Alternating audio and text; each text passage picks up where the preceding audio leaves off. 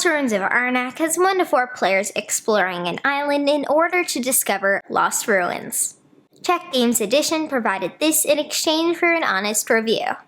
The main board is double-sided. I'll focus on the standard side, the Bird Temple. In What Do I Think, I'll give my thoughts on the Snake Temple side. Anyhow, players take their board, starting cards, archaeologists, and starting resources depending on player order. Before I go through the available actions, let's look at your starting hand. Fear cards are worth negative points at the end, but do have boo icons that can be spent to pay travel costs. You have 2 exploration and 2 funding cards, 1 each with a jeep or ship, each with a free action effect shown by the lightning bolt. You take a single main action on your turn, but can take unlimited free actions. Exploration cards as free action earn you compass tokens. The funding cards earn you a coin. To dig, pay the travel cost and place your archaeologist. Play cards with boo icons to hike. To explore deeper, you'll need to take a boat, jeep, or even plane. You can always pay 2 points to hire a pilot. This acts like a plane icon, which can substitute for a jeep, ship, or boot. In other words, spend 2 coins to cover any travel cost. You'll eventually have other ways to pay travel costs in addition to cards and coins. In 2 and 3 player games, some nearby locations are randomly blocked, meaning only 1 player's archaeologist can use it each round. You can travel to any undiscovered island site as long as no other archaeologist is present, and you can pay the costs. 1 or 2 move my icons, and 3 or 6 compass tokens. You'll eventually have other ways to pay and or save travel costs. Immediately resolve the idle tokens ability. Gain or upgrade an item, exile a card, and so on, and then gain the idol. I'll talk more about these later. Draw and place face up a level 1 or 2 tile depending on the site you discovered and gain the bonuses. Place a guardian tile face up on top of the site tile. On a future turn, spend the icons or items shown to overcome a guardian. If the round ends before doing so, you gain a fear card. After overcoming the guardian, take its tile. It's worth endgame points and can be spent once to gain a boon, travel icons, actions, and so on. Discovered idols work in a similar way. Each is worth 3 endgame points, but can be spent as a free action to gain one of the rewards. Once spent, cover the leftmost space at the top of your board.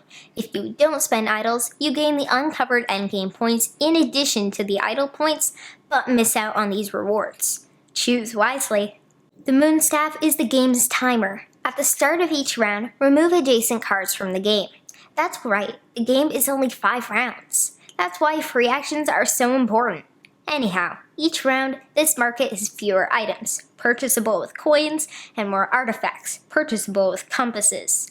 Purchased items go to the bottom of your deck, although a few effects change this. Purchased artifacts are immediately resolved, then placed in your play area. The next time you wish to play and resolve that artifact for its effect, you must pay a tablet. Cards are worth endgame points. Once a card is purchased, slide the older ones toward the Moonstaff and refill the row. Playing a card is straightforward. You'll occasionally have actions like discard another card without effect in order to perform another action, and so on. Let's move on to the trickiest part of the game. Researching. You have 2 research tokens, Magnifying Glass and Notebook. The 2 can be in the same row, but you must discover something first with the magnifier before you can write about it in your notebook. To move up the track, pay the cost for the connected spot, move the token, and gain the reward on the right-hand side. Some spots contain bonus tiles that provide an immediate benefit. Spaces are connected in specific ways, meaning you need to think about what you wish to pay and gain. The right-hand side also shows endgame points. If your magnifier reaches the top of the track, place that token to gain the points for finding the lost temple.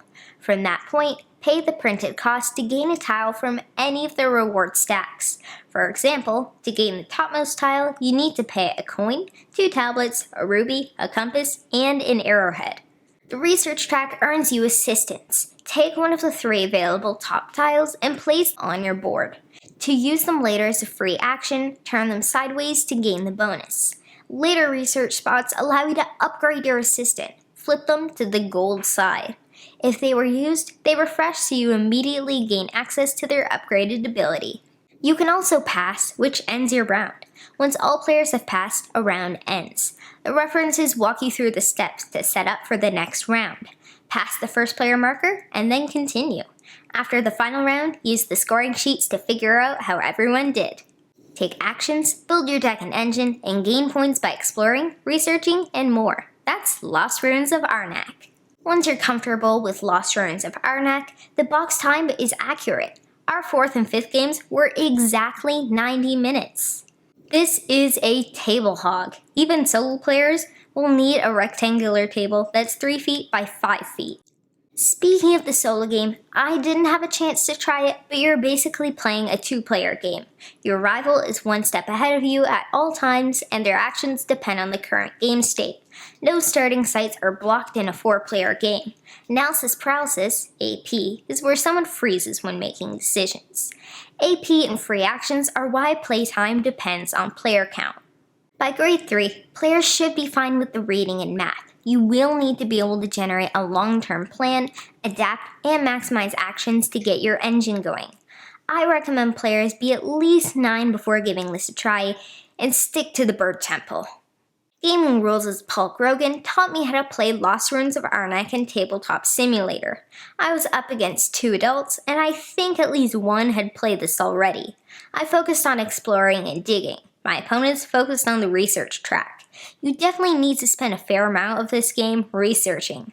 By the time I researched to gain my assistance, the game was in the final round.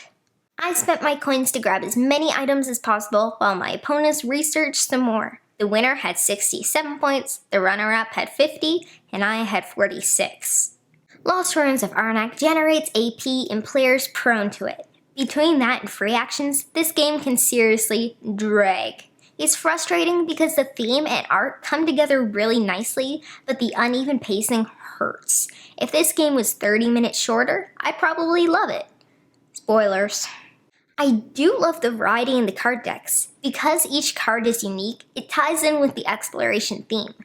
Ooh, what will we find this time?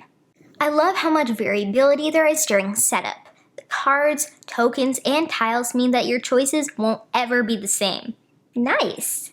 I also love the Moonstaff timer. Should I spend what few resources I have to get this card now? If someone else takes it, is losing for all time devastating? The Snake Temple makes exploration a bit costlier, but more thematic. You need to pay more attention to the travel icons and the cards you gain, so you're better prepared for what the island has in store for you. Researching is more difficult too. The more you learn, the more afraid you become. In other words, gain fear cards. Finally, you also come across the previous expedition team during your research, and they become your assistants. It's the only way we'd play from now on.